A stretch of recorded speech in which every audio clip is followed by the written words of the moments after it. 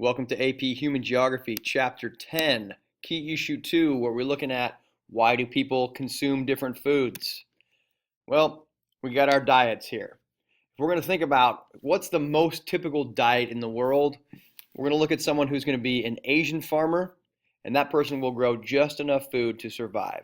Why is this person going to be the most typical? Because this is the most average common person that's found, the biggest population of a farmer who is just trying to sustain themselves. It still is someone in the developing world.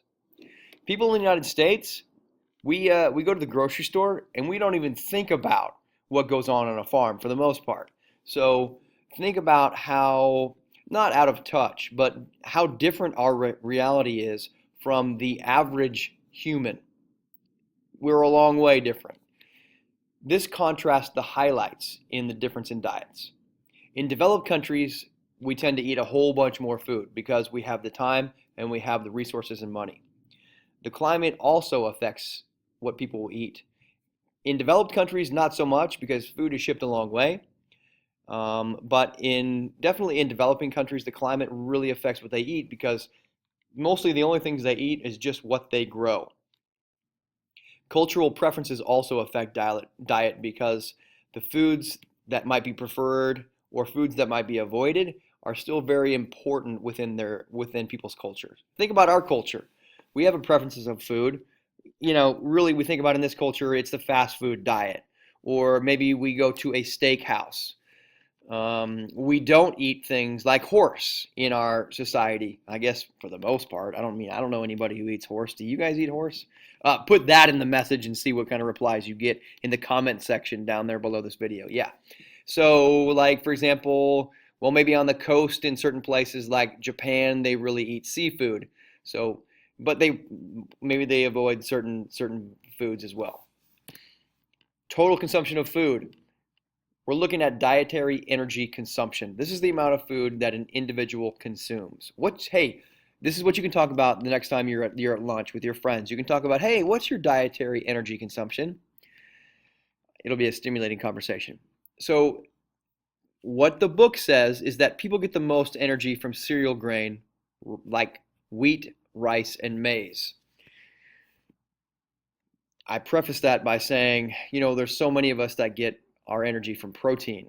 It's not as quick, but protein is longer lasting. So this is just one of those nuances about our book that is interesting to me. So the book says, Rubenstein says that we get most energy from cereal grains like wheat, rice, and maize. So wheat, it's mostly consumed in Europe and North America and Central and Southwest Asia. We think why might that be? Well, because we've got the money to get the wheat. We've got the resources to get that stocked and brought to us consistently, as opposed to like you think about rice, where it's the most suitable crop in the East, South, and Southwest Asia. North America is like the breadbasket of the world right now. It wasn't always, but it definitely is right now. Rice, you think, well, why is it there? Because it's the crop that's suitable for these regions. Where is maize? Where do you find it predominantly? Well, this is the #1 crop in the entire world. It's one of the reasons is because they give it to people, but a lot of it goes to animal feed, meaning they grow it because it's real cheap and consistent, and they can give it to animals. And so it's quick energy for them as well. Other crops, we got cassava, sorghum, millet, plantains, sweet potatoes, yams. This is the main dietary energy in countries like sub-Saharan Africa. But this is the interesting one. You got Venezuela that's got a lot of sugar cane, so of course their main energy source is sugar. That's why those people have tons of energy, but only short bursts of energy probably. Sources of nutrients. Protein is a nutrient needed for growth and maintenance of the human body. You think about protein in meats, in beans and stuff. Of course, you can get proteins in other things like grains. It's just not as much. The fundamental difference between developed and developing countries is their source of protein. Because anybody can eat piles of food and grains and all that, but protein is what is needed for growth. That's why it's very important. And when you have people that don't have protein, that's where you start to see people who are malnourished or they're not healthy. In developed countries, meat is 1/3 of all protein intake, including beef, pork, and poultry. We like the Western diet, the steak diet. In developing countries, meat is only 1/10 of the protein intake. So they rely on cereal grains. And think about it. You have to eat a lot of cereal grains to equal the protein in beef and pork and poultry. So even if you're growing tons of wheat and you're eating that, it's just not that much protein. So think about the diets for people over here in Africa. If they're eating mainly grains, they're not getting the protein they need. So we're looking at percentages of protein from meat, and obviously the continent of Africa is not getting protein from meat. That means they're not getting much protein, probably, because they're just eating grains. Of course, look at good old USA and Canada. We eat all of our steak and chicken over here, obviously. Brazil, you say, well, why is that? Why in Brazil and Argentina? They've got a great history of cattle in those two regions as well. Oh, China's up and coming, and they might be one of the largest producers of steak nowadays. I just wanted to point that out. Nutrition and hunger. Food security. This becomes very important. If we're feeling food secure, we're looking at the physical, social, economic access. Let me start over. We're looking at the physical, social, and economic access at all times to safe and nutritious food, sufficient to meet dietary needs, and food preferences for an active and healthy life. Basically, can you get the food you want as much as you want to make you healthy and active? That's food security. A lot of people don't have a lot of that, all of that, or portions of it. For our dietary energy needs, according to the United Nations, the average individual needs 1,800 kilocalories per day. Okay? The average worldwide is 2,800 kilocalories. So it seems like most people are getting well beyond this. In developed countries, we're getting 36. That's right. USA, of course, we fatties, all right? We're getting 3,800 kilocalories. We got tons, we're overfed. Not me, I'm in shape, bro. In developing regions, we're getting 2,600 kilocalories, so we're still over the minimum, but we're getting a lot less in sub-Saharan Africa with 2,400 kilocalories. Now keep in mind, this is like the minimum, okay?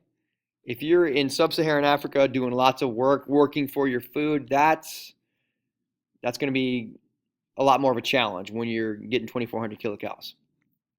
And you may become undernourished. This is when your dietary energy consumption, it's continuously below the minimum. It's estimated that 870 million people worldwide, mostly in developing countries, but specifically in India and China, there's a lot of undernourished people. So let's look at the graph here. As far as undernourished, we see India is number 1, China number 2. Lots of other sub-Saharan countries in Africa as well. Here's a graph at the kilocal per persons per day. Over 3,000, of course, we're seeing all of North America, well-fed, probably too well-fed. Brazil as well. They've got a huge cattle industry in Brazil. Northern Africa, lots of calories, lots of food. Europe, Russia, doing great. Australia. India and China up and coming, as well as Southwest Asia. Still, we're having a difficult time over here in Africa, especially sub-Saharan and Central Africa. Income spent on food. Who spends the most money on the most money on food? Now, keep in mind, this is the percent of income spent on food. Why are these so high? Well, it's because they have to spend, if they get any money in these African countries, a lot of it goes to buying their food. Because think about it, if you make $1 per day in Africa, you have a good amount of money. And how much is it going to cost of that to buy food? A lot. So a high percent of your money goes to buying food. So what are you going to have left over for like clothing? Or what are you going to have left over for education? Or to have a vehicle? Or to buy stuff to make your business grow? Not much, okay? Same with India. Whereas the United States, not so much less of our income goes to buying food because we make so much more money. So you tend to see the countries and areas that have more they tend to keep getting more and more and more. That's why it's so hard for these up and coming countries to compete with the core countries like United States, Canada, and these other countries in Europe, like especially United Kingdom. And that's a look at Chapter 10, Key Issue 2.